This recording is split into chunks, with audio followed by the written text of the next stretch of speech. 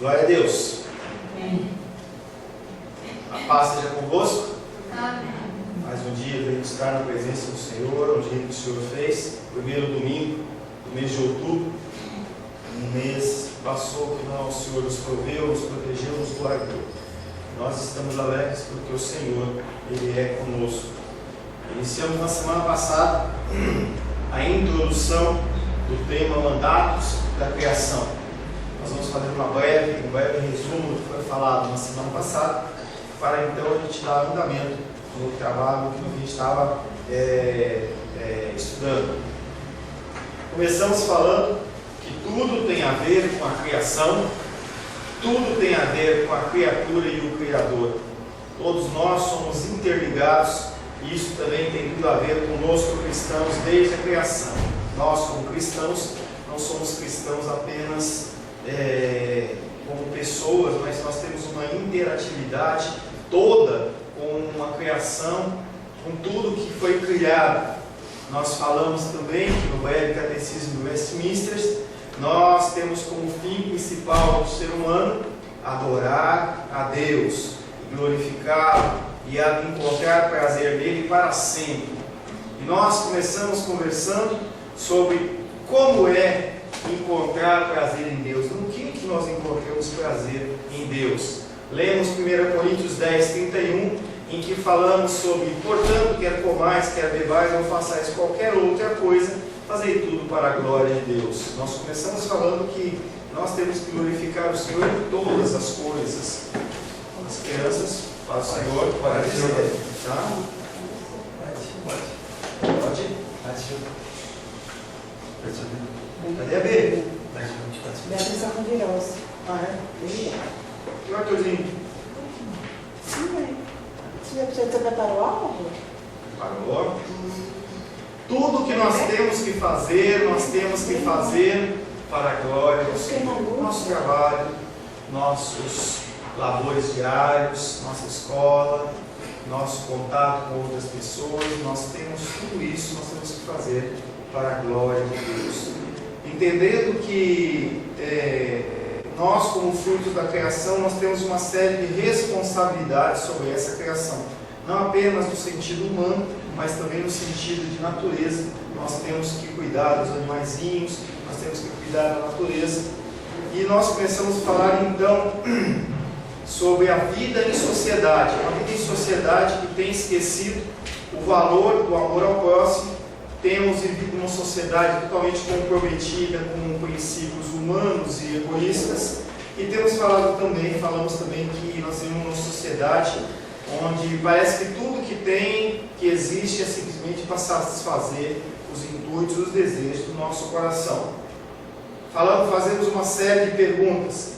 Por que Deus nos salvou? Por que Deus nos regenerou? Será que nós somos salvos apenas para ir para o céu?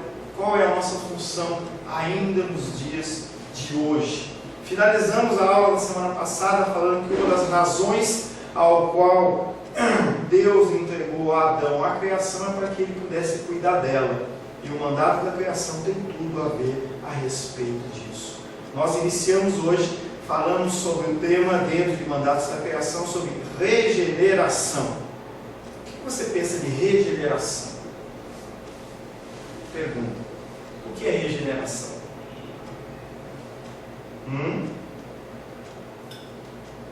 Uma coisa que estava... renovar. Nós cantamos sobre renova-me, entendeu? Um ser ou algo que está ou morto ou em decomposição, ele começa a retornar à vida. Regeneração é uma restauração, uma renovação. Nós somos regenerados? Vocês estão aí? Nós somos regenerados? Sim. A regeneração é a transformação que faz um pecador se tornar filho de Deus e participante da natureza divina. Ele continua pecador. Quando você aceitou Jesus como Salvador, quando você foi batizado, o seu ser que não tinha contato com Deus porque estava separado do homem do pecado, houve essa separação lá no Jardim do Éden, e você, como fruto de Adão, também carregava esse problema, essa maldição sobre a sua vida. Você não tinha acesso a Deus, porque o único acesso a Deus é Jesus. Você não tinha Jesus, o seu espírito era um espírito morto. Quando você é inserido no reino, o teu espírito ele se faz novo. E a partir dali você começa todo um processo de transformação e restauração. A palavra de Deus em Coríntios diz que aquele que tem Cristo no coração é uma nova criatura. Tudo se fez novo. As coisas velhas se passaram. Quer dizer que você começa um processo de transformação, que a gente chama teologicamente como regeneração. Mas você continua pecando. Simplesmente você tem agora uma via de escape, que é ter um advogado perante o Pai chamado Jesus Cristo. Quando o pecador ele é regenerado por Deus, ele experimenta um novo nascimento. E o Sebastião que gosta dessa terminologia, você passa a ser um adotado na família. Filho de Deus é Jesus. Nós temos o status de filho porque nós somos adotados. E o princípio de adoção é uma coisa muito legal. Ele não acontece por acaso, ele não acontece por engano, não é sem querer. A pessoa ela vai para uma casa de adoção, ela quer uma criança, por algum problema ela não pode gerar, algum problema não tem, mas ela vai naquele lugar porque ela quer adotar uma criança. E aí várias crianças lhe são apresentadas e ela fala assim: eu quero essa, branquinha, negrinha, olho claro, olhos azuis, olho verde, olho castanho, olho preto, não importa. A pessoa olha para a criança e fala assim: eu quero essa. Deficiente ou não, a pessoa se enamora daquela criança e olha para aquela criança e uma empatia quase que automática é criada, e aí ele começa a demandar todo um esforço para aquela criança ser dele. Aquela criança, ela passa a ser adotada, todo um processo de adoção, ela é adotada e ela tem status de filho. Deus fez a mesma coisa com você. O Senhor, dentro de uma gama de pessoas, ele falou assim: eu quero você. E aí a gente tem uma série de dificuldades em relação a isso, mas é assim que funciona. Quando a gente olha toda a história de Israel, a gente vê Deus privilegiando Israel em virtude dos outros povos. A gente vê Deus aprovando Jacó e se aborrecendo de Esaú. Ele vê ele escolhendo Davi em detrimento de todos os outros filhos. Deus ele te escolhe e ele, a partir do momento que ele te adota, você começa a ser regenerado, você começa a ser transformado. Quando o pecador é regenerado por Deus, ele experimenta um novo nascimento e é adotado na família de Deus, entendendo que a regeneração não faz parte do seu trabalho. Você não tem essa capacitação. Tem coisas que nós conseguimos fazer e tem coisas que nós não conseguimos fazer. Eu vejo a minha filha, Luísa, ela está com 10 anos, já está altinha, mas eu lembro que quando ela era pequenininha, que a gente começava a ensinar as coisas para ela, tipo, ajudar na casa e tudo mais, ela falava assim: Lúcia, você tem que guardar a louça. Ela guardava a louça que ela alcançava, mas a louça que era os pratos rasos, que é um armário mais alto que só eu e a Rosângela alcançamos, você alcança todo dia. Você alcança dia também? A gente colocava, ela falava assim, colocava lá: papai, isso eu não consigo. O processo de regeneração, que é essa transformação nossa, não é algo que nós conseguimos. Nós não podemos fazer nada em relação à nossa regeneração. É uma coisa totalmente passiva. Você recebe a regeneração de Deus. A regeneração é uma obra criadora de Deus e, portanto, é uma obra em que o homem é puramente passivo. Não há nenhum tipo de colaboração. O seu espírito começa a ser recriado e você não pode fazer nada para nem avançar, nem retardar e nem parar esse processo. É um processo que vem muito exclusivamente de Deus. A obra criadora de Deus produz uma vida nova. Você passa a ser uma nova criatura. O seu coração que era de pedra é um coração agora de carne. Você é um novo ser. As pessoas muitas vezes te encontram e falam assim: como você está diferente? O que mudou em você?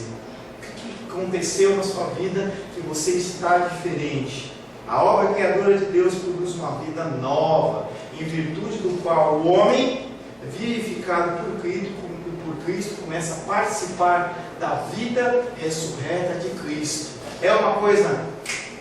Não, é uma coisa progressiva. O Senhor te restaura o teu espírito e a partir dali você começa um processo que vem depois da regeneração, que é o processo de santificação progressiva. Você começa a se incomodar com algumas coisas, talvez se incomodar com alguns ritmos musicais, com alguns jeitos de falar, algumas posturas, e isso começa a te incomodar porque o Espírito Santo de Deus ele passa a fazer parte de você. E você começa a ficar incomodado e começa a ser transformado. Efésios capítulo 2, verso 10, abre aí por gentileza. Efésios capítulo 2, verso 10.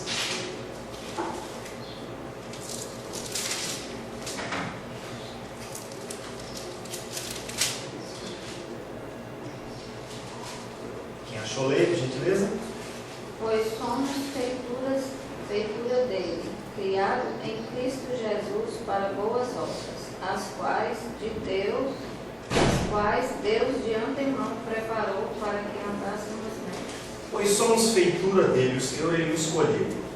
E se você parar para olhar só esse pedacinho, você vai começar a analisar a sua vida, o seu corpo, o seu ser. Ele foi todo ele arquitetado, projetado pelas mãos do Criador. Nada no seu corpo, na sua personalidade, nada no seu ser, ele está fora do padrão que Deus planejou, do jeito que Deus escolheu, desde as coisas externas, como cor do cabelo, cor dos olhos, cor da pele, altura, se é gordinho ou mais ou menos gordinho, se é mais altinho ou menos altinho. Tem coisas que a gente olha e fala assim, mas eu não queria que fosse assim, meu nariz eu não queria que fosse desse jeito. Você começa a falar alguma coisa, mas você não atenta que tudo foi feito pelo Criador. Nós somos feitura dele, como um oleiro. Ele tem um barro ainda uniforme, que era como nós éramos no jeito das nossas mãos, substância uniforme, e ele vai moldando. Ele molda do jeito que ele quer. Criados em Cristo Jesus, porque todas as coisas foram criadas por Cristo, para Cristo e através de Cristo. Nada do que foi feito, nada do que existe foi criado fora de Jesus Cristo. Toda a criação ela foi criada a partir de Jesus Cristo. Tem um termo que a gente vai falar um pouquinho depois que chama Fiat Lux. Lembra aquela marca de fósforo? Fiat Lux. Fiat Lux é uma expressão que quer dizer haja luz. Provavelmente o cara, não sei, estou deduzindo, a pessoa que era o inventor, o fabricante ou o dono daquela marca, ele de repente ele era cristão. Ele pegou aquele termo bíblico, haja luz, e ele pegou e colocou na caixa de fósforo dele, porque os fósforos, quando riscados, eles fazem luz. Porque está falando esse haja luz é a ação de Deus no início, no meio e no fim. Tudo que há de criação, ela é criada através do Fiat Lux, ou do haja luz, ou então da palavra de Deus. Quando você olha a figura de Satanás na Bíblia, ele não cria absolutamente nada. Ninguém, além de Deus, através de Cristo, tem a capacidade de criar algo. Mas pastor, eu consigo ir lá na minha casa, pegar a farinha, pegar o bolo, o ovo, o óleo, o açúcar, e eu consigo misturar, coloco tal e vira um bolo. Não, você não criou nada. Você transformou e juntou elementos. É diferente. A criação de Deus, nós vamos falar mais uma vez também, é uma criação a partir do nada. É como se fosse um passe de mágica. Quando a gente vê os mágicos na televisão, eles estão encenando aquelas negócios, tiram uma carta, pegam uma moeda, parece que ele está criando algo a partir do nada, mas apenas uma ilusão. Quando nós falamos em relação ao nosso Deus, ele cria realmente coisas a partir do nada, a partir do zero, a partir do zero. Pois somos feitura dele, criados em Cristo Jesus, para quê? Os salmos, para quê? Para que nós façamos boas obras. Porque numa casa há vasos de honra e vasos de desonra. Ele cria a mim como salvo, ele cria você como salvo, com o objetivo de que nós sejamos vasos de honra. para boas obras. Você faz boas obras para ser salvo? Não. Porque você é salvo, você faz boas obras. Somos feitura dele, criados em Cristo Jesus para boas obras, as quais Deus de antemão preparou para que andássemos nela. É a dependência da regeneração. O Senhor ele já preparou as coisas, os caminhos para que a gente andasse, e assim executasse as boas obras. Nós não conseguimos fazer por nós mesmos. A obra regeneradora de Deus no homem estabelece 3 comportamentos na vida. Se você é cristão, se você é uma pessoa regenerada, você tem que ter essas 3 coisas. Pastor, eu não tenho uma. Ou você duvida da sua salvação, então você vai procurar corrigir isso perante Deus. Primeiro, cumprimento dos mandatos da criação, que é o tema que nós vamos estar tratando. Pastor, professor, Paulo, o que é que eu tenho que fazer, entendeu, para cumprir os mandatos da criação? É o que nós vamos estar tratando. Nós falamos alguns exemplos, como água, nós falamos sobre os alimentos que têm sido jogados fora, acima de 10 bilhões de toneladas de alimento no Brasil sendo jogado fora das nossas casas por ano, alimentos que são desperdiçados, faz comida a mais, faz comida e não come, estraga, joga fora, compra um pão de forno, e aí você não usa, a gente acontece de vez em quando você vem em casa, aí na hora que você vem embaixo ele está verde, que embolora, porque ele tem uma validade, a gente esquece disso. Tudo isso é mandado da criação. Pastor, o que tem a ver com o cristianismo? Tem tudo a ver, porque nós estamos zelando pelas coisas que o Senhor nos dá. Quando o Senhor ele capacita, por exemplo, você a ter um pão de forno na sua casa, Ele trouxe a provisão. E você tem que entender que aquilo é um presente de Deus, você tem que tratar aquilo com muito zelo e decência. Segundo, viver para a glória de Deus. Tudo que você fizer, você tem que fazer para a glória de Deus.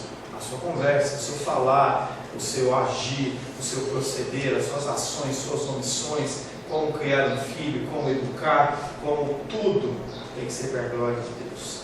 E o terceiro, restaurar no homem o amor e a prática de uma vida de obediência às leis de Deus.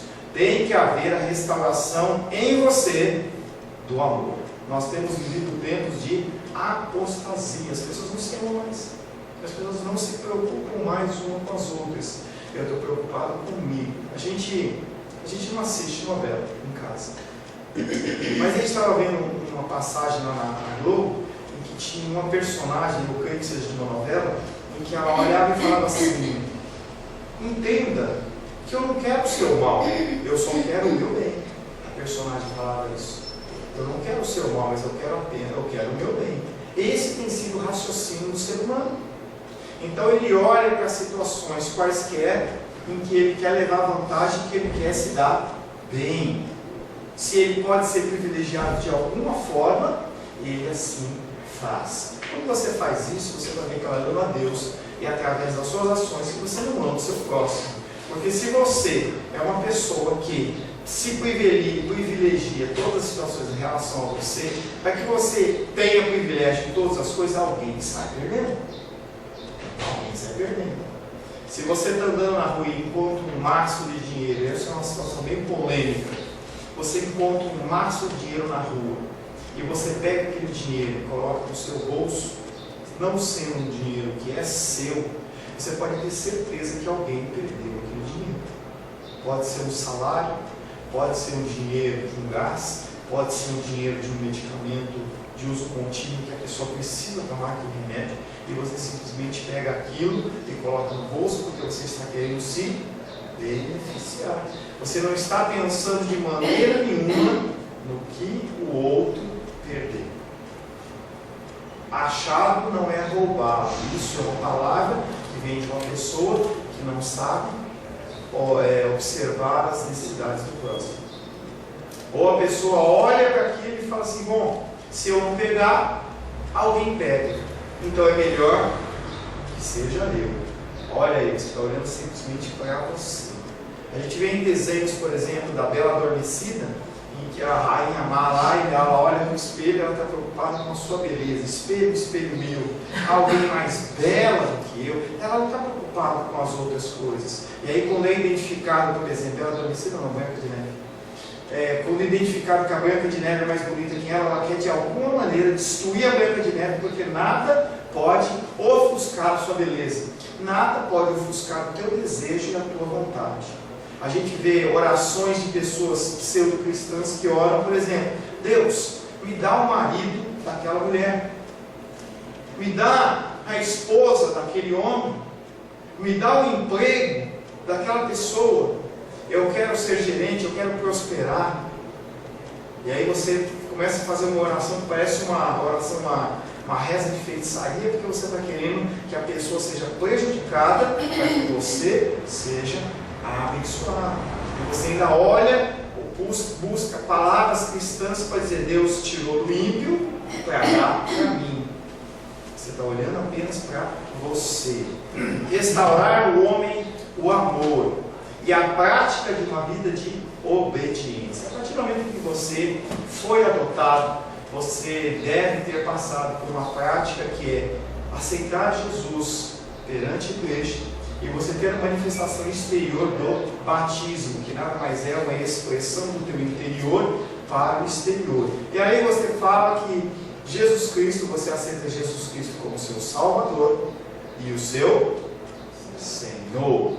A partir do momento que Ele é seu Senhor, você, apesar de ter um status de filho adotado, a sua vontade ela deixa de ser sua para ser uma vontade de Deus. Porque você foi criado, conforme nós lemos em Efésios, para que você fizesse boas obras, obras que o Senhor já as preparou.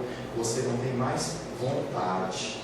E aí a função de servo, a mesma terminologia de servo, a mesma terminologia de escravo. A mesma palavra que em grego, no Novo Testamento, quer dizer servo, quer dizer escravo. Você acha muito bonitinho dizer que você é escravo, ou que você é servo, mas quando fala que é escravo, você se constrange. Você olha para Jesus e fala assim, eu quero ser como Jesus. Mas Jesus ele era aquele que antes de ser glorificado, ele pegou uma bacia de água, uma toalhinha e lavou o pé dos discípulos, expressando que ele era o menor de todos. Essa função era daquele que era o menor na casa. Ele era aquela pessoa que tinha menos privilégios na casa. E Jesus Cristo, ele fala, se você quer ser igual a mim, você tem que fazer as coisas que eu faço. E quando nós nos colocamos numa posição de servos, parece que incomoda. Eu falava ontem lá em Braslândia sobre essa função de escravo e servo. Falava também na quinta e sexta-feira lá em Riacho Fundo. O privilégio que nós temos de passar um pano nos bancos da igreja. As pessoas, elas deveriam, como primeiro ministério, passar no diaconato. Um diaconato que cuida, que chega mais cedo, que arruma, que limpa, que cuida. É um privilégio. Não é algo que você faz e Deus fala assim, muito obrigado, irmão Cláudio, muito obrigado, Glenda, porque você fez isso. Não, é um privilégio que Deus nos dá de cuidarmos da casa do Senhor. O mais importante são pessoas do que coisas. Mas será que nós temos mostrado que nós somos servos? Ou que nós estamos para ser servidos? Porque quando a gente sai para almoçar fora, ou sai para jantar fora, a gente senta na mesa bonitinho, e aí você espera que as pessoas venham e tragam para você o cardápio. Traz para você o cardápio e olha para você, a pessoa muito bem trajada, olha para você e fala assim, em que eu posso te servir? E aí você pede o seu prato quente, depois você pede a sua bebida, e aí se a bebida não veio conforme você quer, ou a comida você pede para arrumar, para trocar, depois você come uma sobremesa, dependendo do restaurante, e aí você paga a conta e vai embora. Será que você está nessa condição 100% do tempo? Ou em algum momento da sua vida você é servo? Você está ali para cuidar e ajudar as pessoas. As pessoas elas têm passado por cima desse conceito de servo, porque nós temos aprendido que quem serve é nível baixo, quem serve é fraco. E o Senhor Jesus Cristo, Ele quer restaurar nós como homens no amor e numa vida de obediência às suas leis. Qual que é o primeiro mandamento? Amar a Deus sobre todas as coisas. E o segundo mandamento? Ao próximo como a ti mesmo.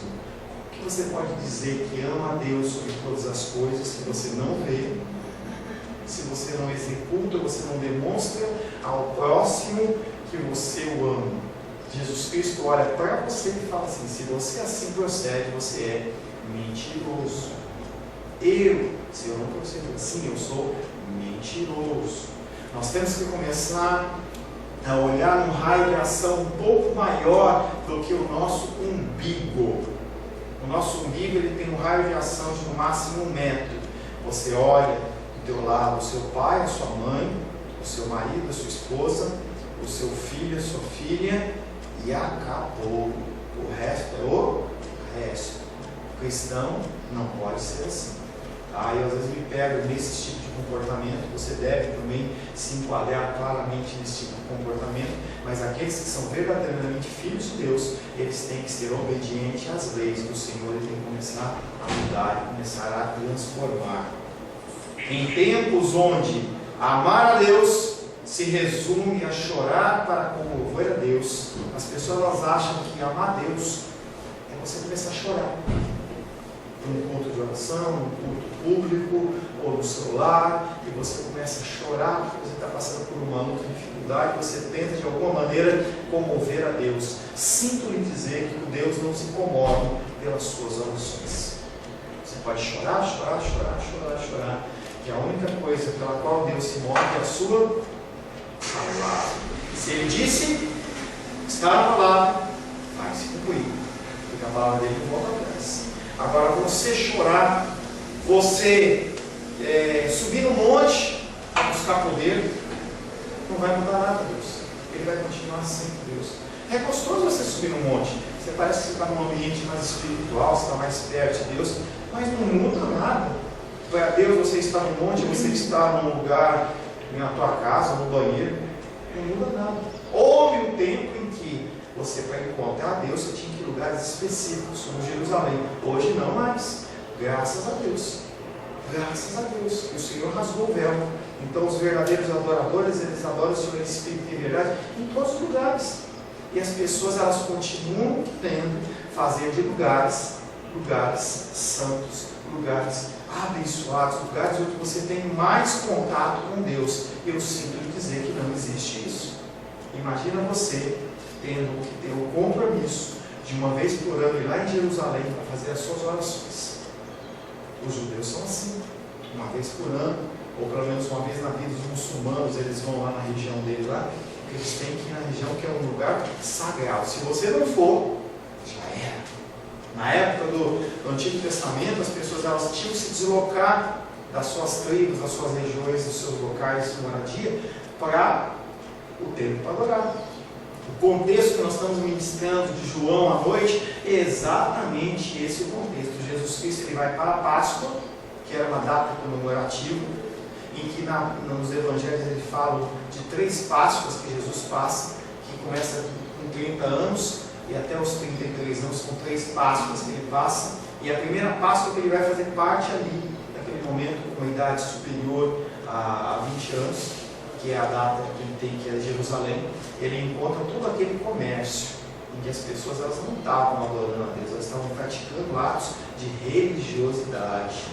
E as pessoas continuam nos dias de hoje achando que podem fazer de lugares onde Deus desce, onde Deus se manifesta. E as pessoas elas falam, eu vejo a glória do Senhor.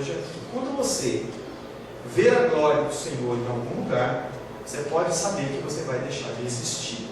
Porque a glória do Senhor ela é um fogo consumidor, e você, com a vida de pecado que você tem, a vida de pecado que eu tenho, perante a glória de Deus, nós seremos consumidos. Quando Moisés ele pede para ver a glória do Senhor, o que Deus responde para ele?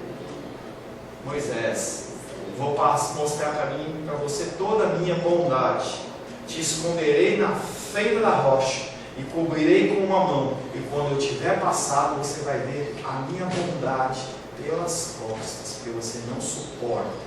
Nosso ser não consegue ter esse tipo de contato. E as pessoas continuam achando que eles podem ver a glória do Senhor num culto público, ou em um lugar qualquer.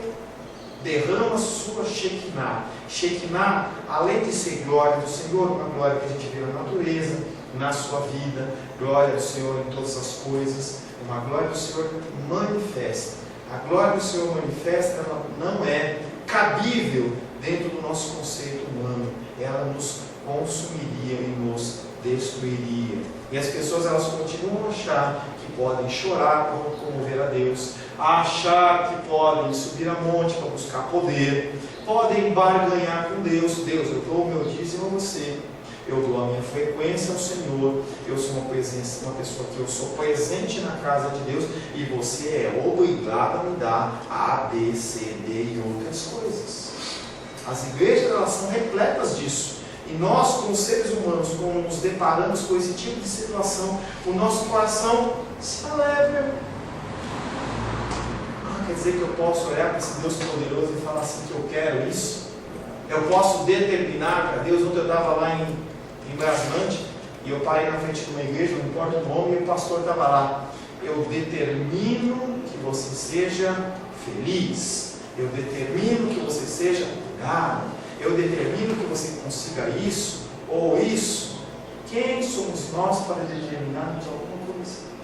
Onde há poder na minha vida, na sua vida, para a gente fazer esse tipo de oração? Em que você não coloca a figura divina de Deus como uma figura soberana, mas você como uma pessoa que determina e define o que vai acontecer. Confissão positiva e tantas outras coisas que nós temos visto, os quais não fazem parte de uma manifestação pertencente a uma pessoa que verdadeiramente foi regenerada. Pessoas que têm esse tipo de comportamento que eu falei, são pessoas que ainda têm que ser transformadas e têm que ser regeneradas. Porque o Senhor Jesus Cristo fala para os apóstolos: vão até Jerusalém para receber poder. Você acha que você pode subir um monte e vai receber poder? Aquele comando do Senhor Jesus foi um comando para os apóstolos, porque o Espírito Santo estava sendo derramado conforme profecias, como por exemplo de Joel. Eram cumprimentos de uma profecia. E você não tem que buscar poder, você recebe poder por um sacrifício. E nós temos que agir conforme obediência. Amém? Amém. Alguma pergunta? Senão eu vou passar para o item 2. Tudo bem, meu Cláudio? Tudo bem, irmão. Concorda, discorda, está tudo certo? Concordo. Amém. Concorda ou sem corda? Concorda ou sem corda? Concordo. Agora nós começamos a falar, dentro ainda de mandatos da criação, sobre a criação. Nós vamos falar um pouco sobre o que é essa criação. O que é que Deus criou, o que é, com que fundamento, com que propósito. Quando pensamos sobre os mandatos da criação, devemos, antes de qualquer coisa, pensarmos sobre a própria criação. Pois é a partir desse evento que poderemos construir o que realmente Deus estabelece no Éden e entrega para o homem como princípios de vida e que tem como objetivo na criação. Tudo que Deus faz tem um propósito. Todas as coisas que acontecem têm um propósito. As coisas não acontecem ao acaso. Não é uma coisa que simplesmente brota, não é uma coisa que simplesmente acontece sem finalidade, sem propósito. As coisas do Senhor, elas são planejadas, acontecem segundo o desígnio da sua vontade, para cumprir aquilo que lhe apraz. Afinal de contas, Ele é o Senhor, Ele é o soberano. No começo do livro de Gênesis, observamos que o universo não existia. A nossa mente não consegue imaginar esse tipo de coisa, mas houve um tempo em que nada existia. Como é isso, pastor? Em que não tinha nada, mas tinha Deus? Não sei te dizer, não é algo que é aberto para o nosso entendimento. Mas o entendimento é: não havia nada criado, mas existia Deus. Talvez seja uma pergunta que você queira fazer a Deus quando você estiver com Ele, na glória. Tá? Como é isso, Deus? Em que o Senhor existia, não existia nada? O Senhor ficava apoiado no quê? Como é que era isso? Porque hoje a gente tem um universo como estrado dos pés do nosso Senhor. Mas e onde? Ele colocava o pé dele aonde? Não sei. Tá? No começo do livro de Gênesis, observamos que o universo não existia. E Deus, Ele cria tudo a partir do nada. E é uma expressão que chama ex nihilo. Criação a partir do nada. Somente Deus cria algo a partir do nada. Qualquer outro ser transforma coisas de coisas em coisas. Transforma pedras em diamantes. Transforma água com gás, com sabor e um refrigerante. Mas quem cria a partir do nada é apenas Deus. A expressão chama ex nihilo. Deus cria de acordo com os seus planos, de acordo com os seus propósitos, que haviam sido traçados antes mesmo que tudo viesse a existir. Nenhuma situação pega Deus de surpresa. Nada do que acontece pega Deus de surpresa. E aí, quando ocorrem grandes catástrofes, ou mesmo pequenas catástrofes na sua vida, as pessoas olham para você e falam assim: aonde está o seu Deus? Será que Deus não sabia? Será que Deus ele está lá no céu e quando ele vê o terremoto do Chile acontecendo, ele assustou, ele dormiu? Não, a palavra de Deus diz que não dormita nem dorme, guarda Israel. Todos os olhos dele estão sobre toda a terra. Tudo que acontece sobre o seu desígnio, sobre o seu propósito. Mesmo as coisas ruins acontecem com uma finalidade. Aí nós temos uma vontade de Deus, que é a vontade diretiva. Você sai daqui e vai para cá. E nós temos que sair daqui e ir para cá. E tem uma vontade permissiva, porque senão a gente seria como robô. Eu não tenho nenhum grau de decisão na minha vida. Então você tem alguns graus de decisão, desde que não influencie na vontade diretiva. Deus tem uma vontade primeira que é a maior, que chama, falei agora, repitam, vontade diretiva. E embaixo uma vontade permissiva. Essa vontade permissiva são coisas que você no dia a dia tem contato, você tem poder de decisão, mas que não influenciam a vontade maior do Senhor. Se a vontade maior do Senhor for te levar de um ponto até a salvação, você pode fazer o que você quiser, mas você não sai desse curso. Você vai ser salvo. A gente vê muita gente acontecer esse tipo de coisa, em que a pessoa tem uma vida desregrada e aí chega no fim da vida dela, maravilhosamente, não uma coisa forjada, nem mecânica, mas maravilhosamente aquela pessoa ela se converte. E aí você olha e fala assim: ah, mas não é justo. Eu passei a minha vida inteira dentro do cristianismo, essa pessoa passou 50 anos numa vida absoluta, fazendo o que lhe me aprazia, mas chegou no final, ela se converte. Por que ela vai ter o mesmo direito que eu? E aí o Senhor, já pensando nesse raciocínio que nós como seres humanos temos, ele vai lá e traz a palavra, lá para aquela parábola em que um dono de uma plantação, ele passa na cidade e pega trabalhadores no primeiro horário, 6 horas. Depois ele vai lá e passa, pega 9 horas. Depois ele passa lá e pega 1 hora da tarde, 5. E quando vai encerrar o dia, ele ainda passa e fala: você trabalhou? Ele fala: não. Então vamos lá, você vai trabalhar 1 horinha para mim. Eu vou te pagar o que ele é devido. E aí na hora de pagar, ele começa pelos primeiros. Quanto que eu prometi para você? Ah, eu comecei a trabalhar às 6 horas, eu tenho direito a 1 denário. Então eu te é devido. E aí, conforme vai avançando o tempo, o Senhor da horta, da lavoura, continua pagando 1 denário. E aí chega aquele que trabalhou só 1 hora, achando que vai receber mesmo 1 denário. E aí aqueles primeiros olham para ele e falam assim: você não é justo. Por que eu sou justo? Eu não combinei que pagaria para você 1 denário de trabalho? O que te importa você questionar se eu dou do meu dinheiro para uma pessoa que não trabalhou tanto com você, quanto você? A situação é: o que Deus determinou, acontece. O que Ele falou, acontece. Nada pode frustrar os planos do Senhor, nem a ação de Satanás, nem você mesmo. É algo maior, é um propósito maior. Quando Deus ele te envolve com a graça soberana dele, você não tem mais como sair. Amém?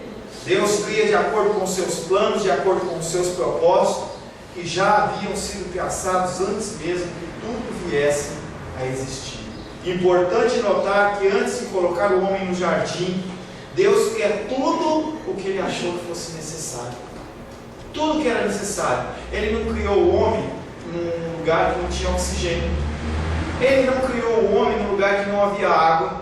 Ele não criou o homem num lugar onde não tinha alimento para ele. Mas Ele criou o homem no lugar em que tudo que era necessário estava disponível. É por isso que o Senhor fala que busque o reino de Deus e a sua justiça,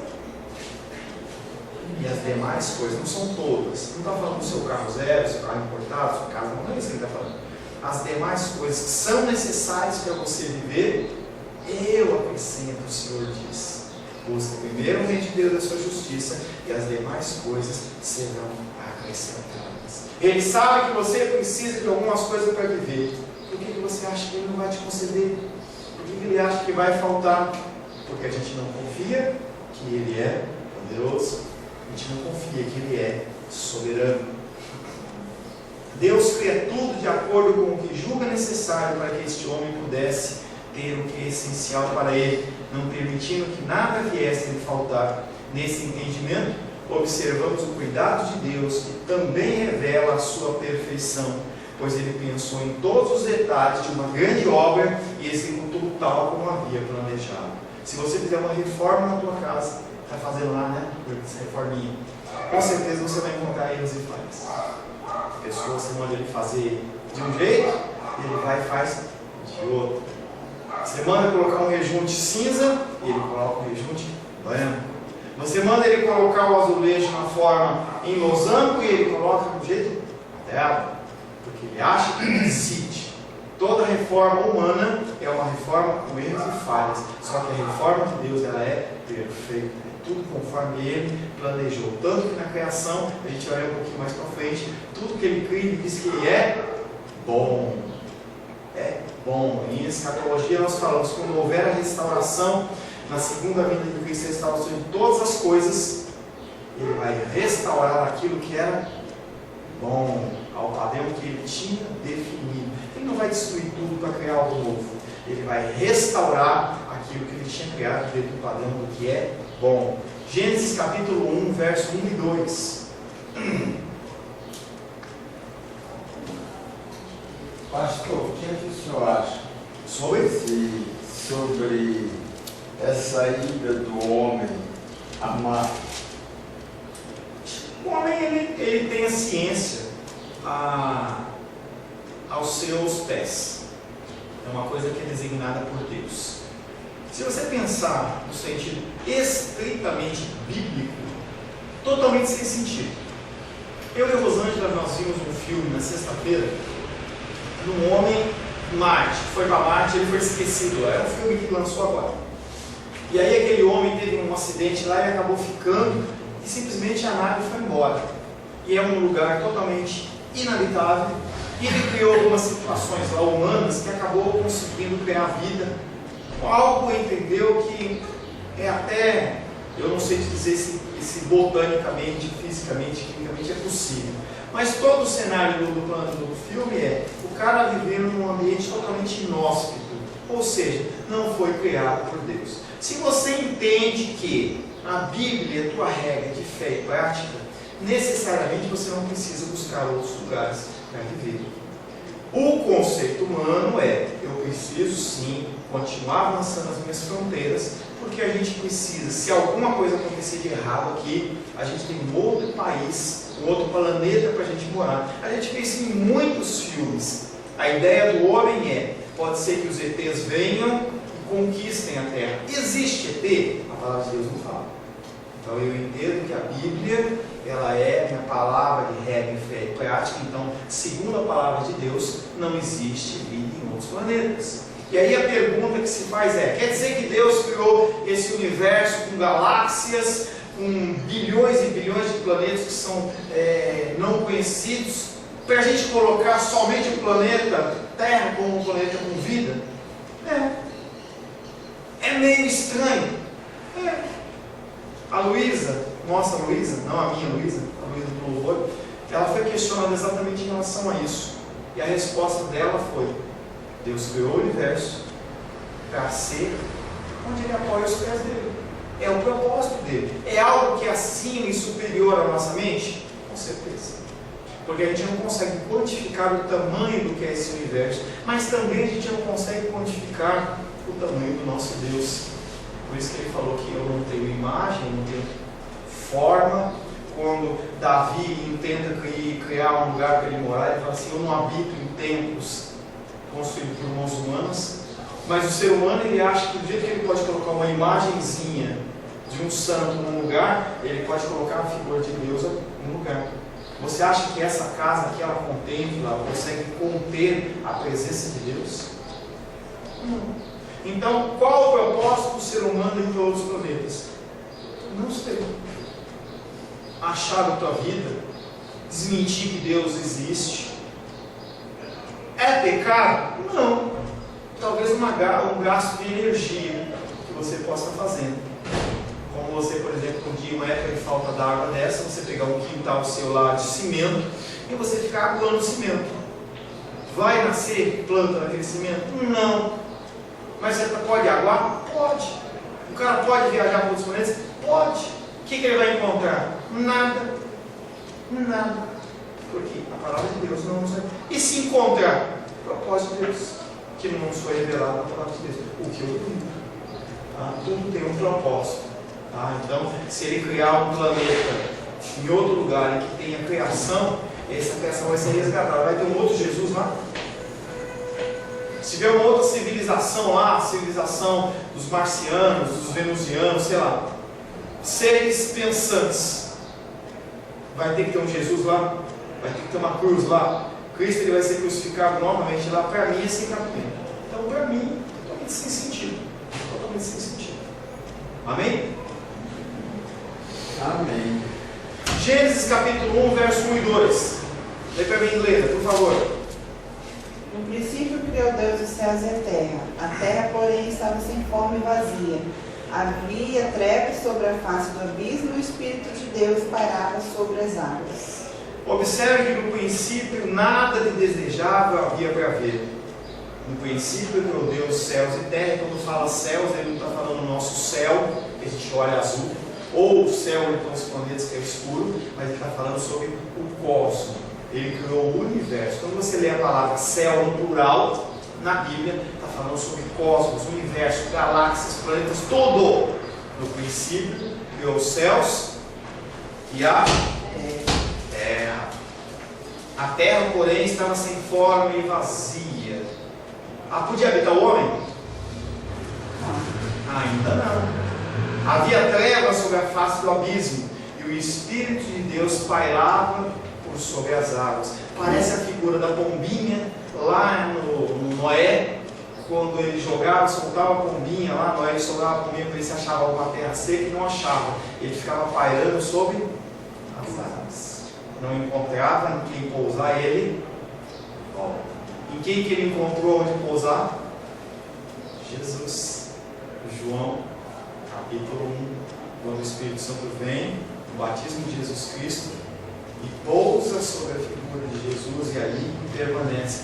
Cumprimento lá de Gênesis, lá lindo, né? O Espírito Santo em Gênesis 1:1, ele pairava sobre as águas, não tinha onde ele pousar. E aí ele vem pousar na figura do Messias, lá em João, nos Evangelhos. No princípio nada desejável havia para ver, pois o mundo era sem forma e vazio. Era confusão e desolação. Em uma pessoa que não é nova criatura, é exatamente isso que acontece. Uma pessoa que não tem Deus, o Espírito Santo de Deus não está nele.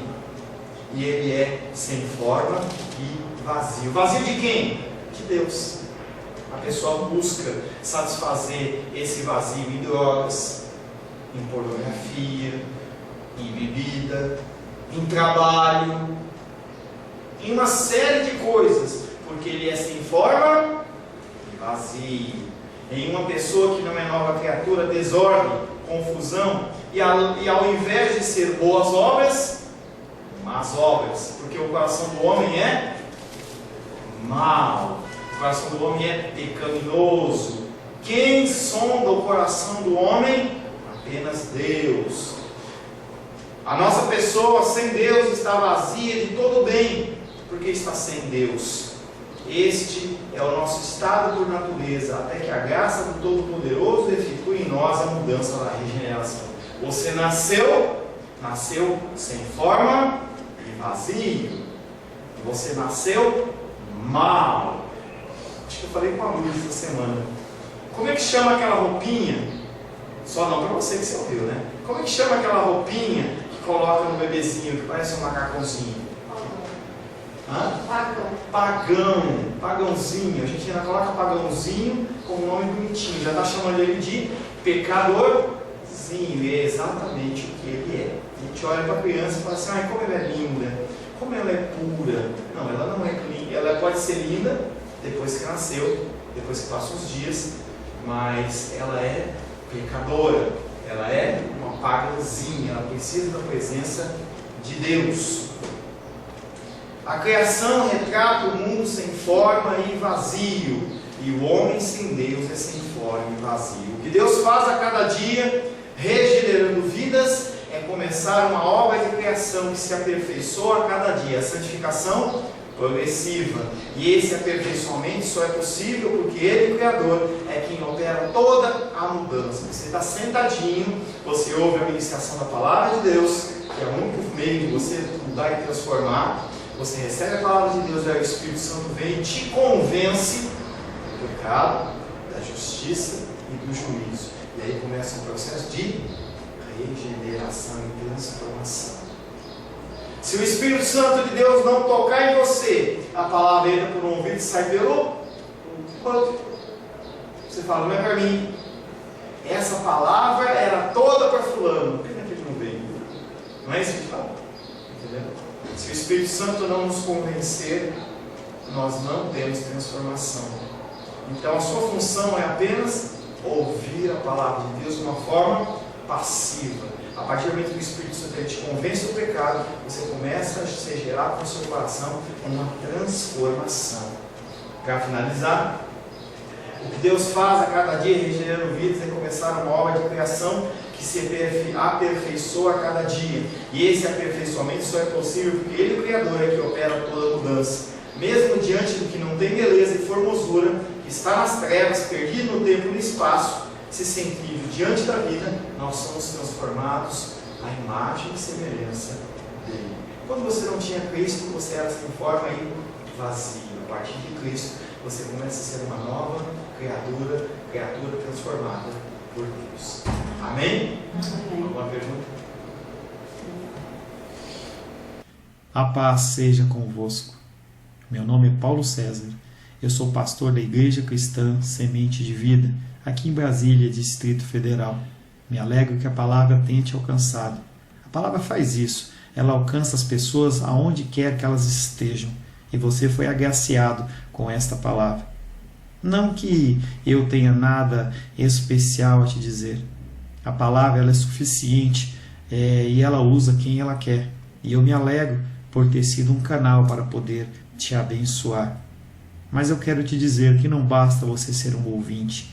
Não basta ser uma pessoa que se alegra quando você ouve a palavra de Deus. A vida ela é feita de decisões. Se você está ouvindo essa palavra hoje, eu creio que o Espírito Santo tem um propósito especial com você. Muito mais do que prosperidade, muito mais do que uma cura física, uma cura emocional ou espiritual, Ele quer te alcançar para a vida eterna. Nós investimos nosso tempo, nós investimos as nossas forças em coisas terrenas, mas o Senhor Ele tem muito mais a oferecer. Ele tem sim para você a cura, Ele tem sim para você a prosperidade, mas Ele tem muito mais que isso. Submeta-se a um Deus que Ele é capaz de mudar e transformar a sua vida por completo. Creio que o Espírito Santo Ele é capaz de tocar o teu coração. Quero pedir que você curve a sua cabeça. Senhor, em nome de Jesus, coloco na tua presença essa vida que ouve esta ministração, que ouve esta palavra. Pai, eu não tenho capacitação nenhuma, mas o teu Espírito Ele é capaz sim de tocar nesta vida, gerar nela mudança, transformação, arrependimento, e que ela possa simplesmente bater no peito, convencendo-se que é pecadora e que precisa de um Deus salvador.